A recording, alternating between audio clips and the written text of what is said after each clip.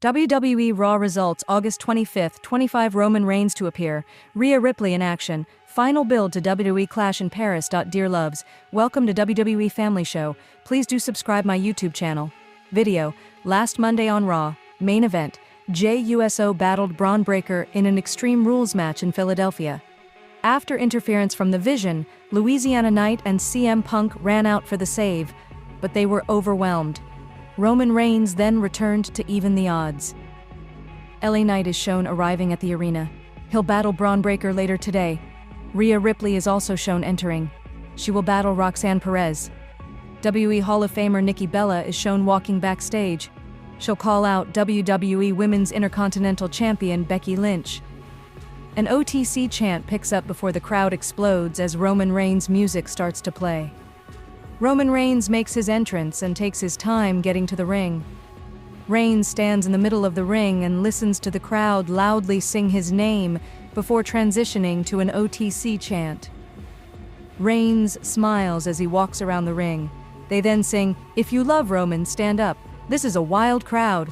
We get another OTC chant and Reigns has to chuckle. 10 minutes into the show, Reigns finally speaks. Reigns says they could do this all night, but he's got to get to it. Reigns says, "Birmingham, acknowledge me." An OTC chant fires up. Reigns says it feels like old times. They still sound the same, which is loud as hell. Reigns has big plans for the night, the rest of this year, and next year. If he's being real, he's got to be honest with himself. They acknowledge him, but he has to acknowledge something to himself to move forward. It feels like old times. It sounds like old times, but it's not the old times anymore. He's not the same guy he used to be. A "yes, you are" chant picks up. Reigns says, "Maybe I can be." Cody Rhodes predicted it a year and a half ago. There are some boos, and Reigns says, "Interesting." Reigns mentions Seth Rollins and the Vision, which draws boos. They followed through on what they said and took everything from him. There is a momentary cheer before the crowd realizes that what Reigns said was bad. They then chant, "Seth." Reigns says he felt that way for a long time. Reigns says he doesn't have everything he used to have. Reigns doesn't have a bloodline. A yeet chant picks up. Reigns says since they brought him up, he has to say he's proud of Jey Uso. Anyone questioning his being in the fatal four-way match in Paris is wrong. Uso won their match and scored the pinfall. Uso has the rematch clause, so he should fight for the championship. Reigns says his time will come. WWE Hall of Famer Paul Heyman walks out to the stage with the tribal thief Bronson Reed. Heyman, Reigns' former wise man, introduces himself, but he's upset that the crowd was chanting with him. Heyman restarts and says he stands before them tonight with the realest gangster to hit Birmingham since the Peaky Blinders. He's the tribal thief, the owner of the Shula Fala, Big Bronson Reed. Heyman says they were sitting in the back. Reed pointed out that it was 5 years ago this very week that Brock Lesnar's advocate became Roman Reigns' wise man. The crowd chants, "Shut the 5 years, this duo created a bloodline. For 5 years, this duo owned everything that there was to own in WWE and changed this entire industry together." Now, he looks at Reigns standing all alone in the ring. Another OTC chant fires up. Heyman says, "I miss you, my tribal chief. I loved you 5 years ago and I love you now, which is why I came out here tonight to disrespect you, my tribal chief." The crowd sings Reigns' name. Heyman then starts to sing Reed's name, but the crowd only sings for Roman. Heyman and Reed look disgusted. Heyman says he's not here to disrespect Reigns out of malice. It's out of the love he was speaking of before he was so rudely interrupted by these people who are not tough enough to live in Manchester or rich enough to live in London. What Reigns needs is the tough love Heyman used to offer. This is the tough love a wise man and an oracle can give to a tribal chief. Heyman isn't man enough to beat that tough love into Reigns at WWE Clash in Paris, but Reed is. Reed takes the microphone and says at Clash in Paris, "It's not about receipts, it's about disrespect." Reed says he's the guy who is going to kick Roman Reigns' ass. Reed knows Reigns is an educated man, but it's time for a history lesson. Reigns' tribe from Samoa is civilized. Reed's tribe isn't. His tribe was exiled to Australia. Reigns' tattoos are paid for. Reed's were earned. A "shut the" chant picks up. Reed says he's the Samoan that Reigns' dad and uncle warned him about. At Clash in Paris, Reigns will find out why. Reigns is confused and questions if Reed is Samoan. Why didn't anyone say that? That means Reed's ass belongs to him. Reigns suggests they start it over. He'll give Reed one more shot since they're cut from the same fabric. How about Reed come down and return his shoes, apologize to his people for wasting their time, acknowledge him, and never send disrespect back to him. The crowd chants, "Give his shoes back." Reed gives Heyman the shoe la fala and says Reigns doesn't want him to come down there. If he comes down there, he'll force Reigns to acknowledge his tribal thief. Reigns says he's right about one thing. Reed won't have to come down here because he'll go to him. Reigns gets out of the ring and Reed meets him halfway. They brawl before Reed sends him headfirst into the ring post. Reed headbutts him and gets him in the ring. Security runs down to separate them. Reed punches the guards away and avalanches Reigns' security into him. Reed starts trying to steal Reigns' sneakers, but he kicks him away. Reed smooshes him with a senton splash and heads to the top rope. More security runs down, but Reed ignores them. Raw General Manager Adam Pearce runs down. Reed is on the top rope, but Reigns sends him to the floor with a Superman punch. An OTC chant picks up. WWE officials and security stand in Reigns' way, but he gets out of the ring and leaps onto Reed and the security guards. They're eventually pulled apart. World Tag Team Champions Finn Balor and JD McDonough are walking backstage. WWE Intercontinental Champion Dirty Dominic Mysterio walks behind them and starts to talk to El Grande Americano. Balor asks what is going on, but Mysterio tells him not to worry. Replay. Last week on Raw, Finn Balor and JD McDonough defeated Dragon Lee and Mr. Iguana.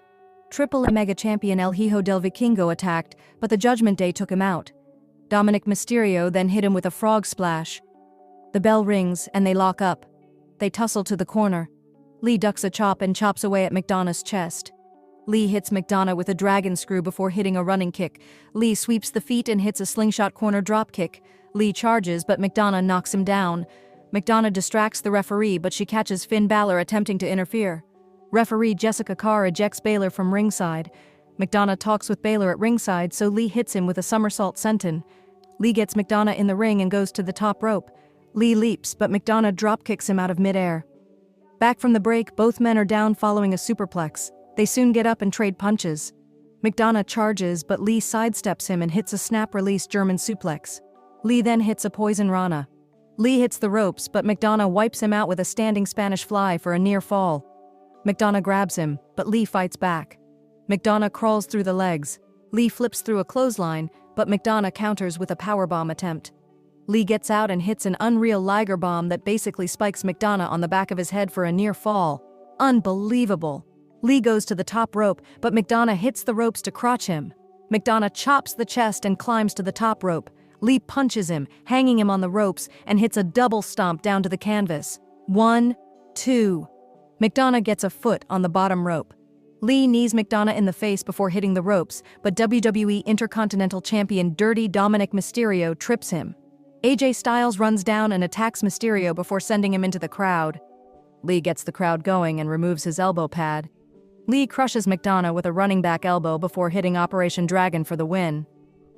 Jackie Redmond is backstage with Kathy Kelly. She mentions that CM Punk accidentally put him through a table last week, but Knight doesn't think it was an accident. Knight thought Punk could have stopped his momentum. Even if it was an accident, Punk didn't do anything to help him. Now, Punk wants to work together to stop Seth Rollins. It doesn't happen that way. Punk is a hungry man, but it's feast or famine this Sunday at Clash in Paris. The rations are limited. Everyone is going to bed hungry except him. Knight is the only one in the match who has to have a match tonight. Knight will face Braun Breaker tonight, but he'll be victorious. Video. Rusev says he'll never listen to people telling him how to run his career. Now that he's back, he's going to destroy whoever he wants. At Clash in Paris, he'll battle Sheamus in a match of his choosing. Rusev says it's impossible to be good when you're destined to be great. Sheamus will battle Rusev in a good old-fashioned Donnybrook match this Sunday at WWE Clash in Paris. JD McDonough isn't happy that Finn Balor and Dominic Mysterio didn't help him. Raquel Rodriguez stops them and says they have to stop arguing. Liv Morgan wouldn't want this. Mysterio says Balor should handle AJ Styles. Balor agrees and says he'll handle this himself. Rodriguez tells Roxanne Perez to get her head in the game because she's facing Rhea Ripley.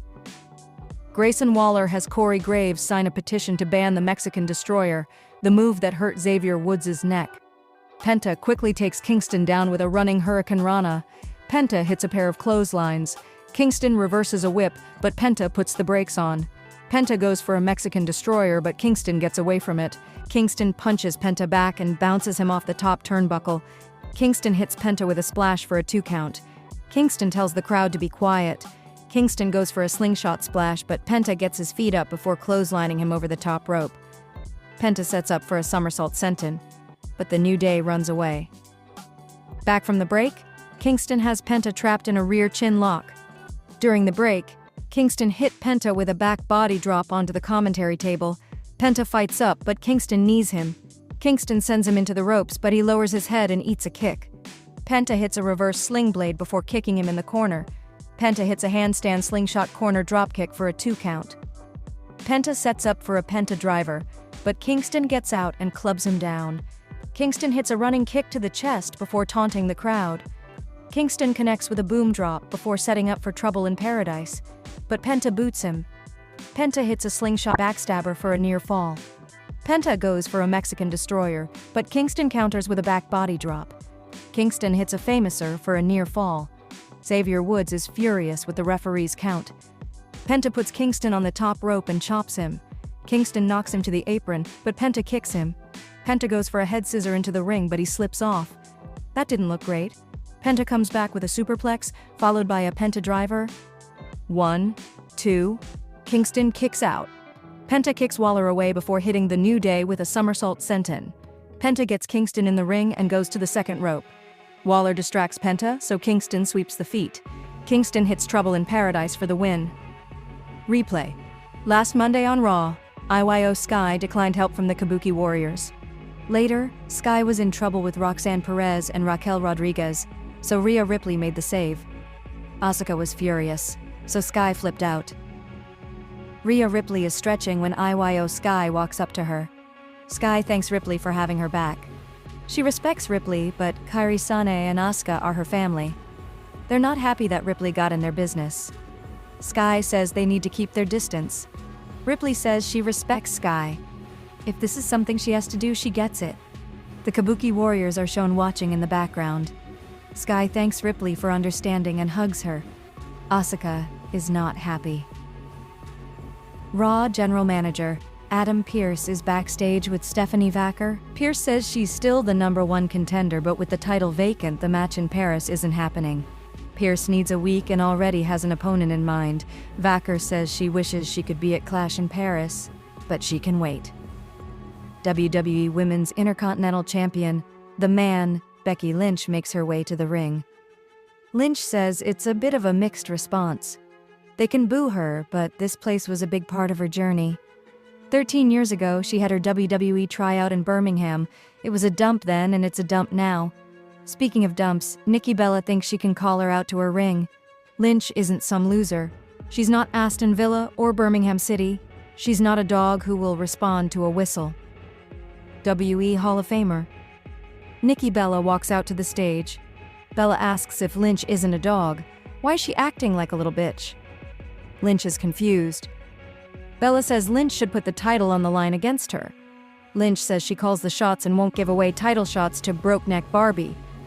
Bella says this Broke-Neck Barbie kicked her ass last week.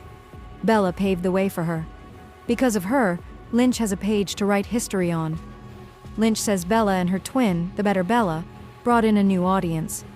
Lynch didn't want to respect her. She wanted to replace Bella. Bella gets in the ring and mentions Lynch used to be a scared little girl in the corner as Charlotte Flair's sidekick. Lynch says she is no one's sidekick. She is the greatest women's wrestler of all time. Sports Illustrated said it. Bella says no one cares what Sports Illustrated has to say. Bella says the people made Lynch relevant, but she craps on them every week. Lynch reeks of desperation. A lot of people think Lynch is desperate. The crowd lightly chants, "Becky's desperate." Lynch says this is classic British behavior. 800 years of oppressing the Irish wasn't good enough for them. Bella asks if this is what the man has become. Has Lynch lost her balls? Bella says Lynch doesn't have class. She's cheap. Lynch may be a champion, but she's another C word, a coward. Lynch didn't think that was the C word. Lynch agrees to the match, only it'll be at Clash in Paris because she's not wrestling in Birmingham. The only good thing to come out of here died a month ago.